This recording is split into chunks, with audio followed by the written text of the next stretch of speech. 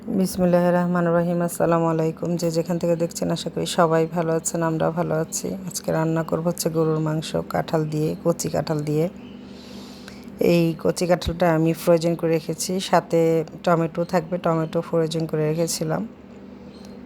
হালকা ভাপ দিয়ে নিলাম কাঁঠালটা। বেশ পেঁয়াজ দিয়েছি, কারণ গরুর মাংসতে পেঁয়াজটা দিলে তরকারিটা খুব ঘনত্ব হয় এবং ভালোও লাগে। বড় একটা এলাচ, ছোট একটা এলাচ, দারচিনি, এলাচ দুটো দিয়েছি। পেঁয়াজটা একটু লাল লাল করে ভেজে তারপরে সবগুলো মশলা দিয়ে নেব আমি।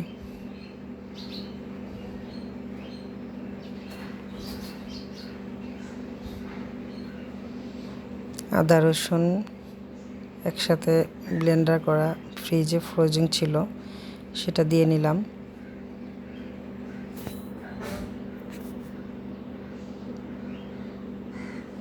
পানি দিয়ে নিলাম। এখন আমি হলুদ মরিচ ধনিয়া তিনটা মশলাই আমি একসাথে সবসময় ব্যবহার করি।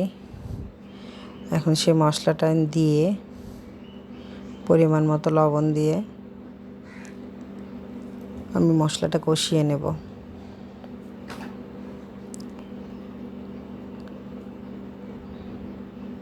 পরিমাণ মতো লবণ দিয়ে নিলাম।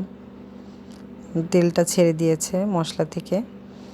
এখন আমি গরুর মাংসটা দিয়ে নিলাম, যেটা ধুয়ে কেটে পরিষ্কার করে রেখেছিলাম। এটা হচ্ছে গরুর সিনার মাংস, এর হাড়টাও কিন্তু খুব টেস্ট। এখন এটা আমি কষাতে দেব, ঢাকা দিয়ে দেব। অনেকটা সময় এটা কষানো হয়েছে,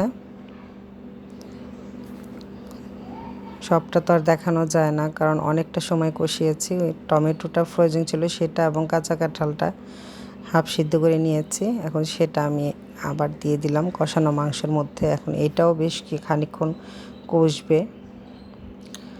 খুব ভালো মতো কষানো হলে আমি পরিমাণ মতো পানি দিয়ে ঢাকা দিয়ে দেব, যতক্ষণ না তরকারিটা হয়।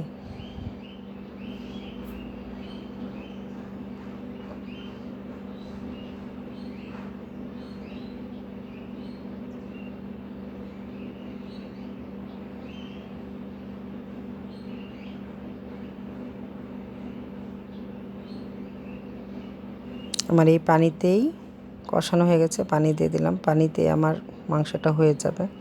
এভাবে রান্না করে খাবেন, তরকারিটা কিন্তু খুব মজা হয়েছে এবং অনেক ভালো লেগেছে। জিরে ফাঁকি দিয়ে কিছুক্ষণ রেখে আমি তরকারিটা নামিয়ে ফেলবো। আসসালামু আলাইকুম। এ হচ্ছে তরকারি ফাইনাল লুক।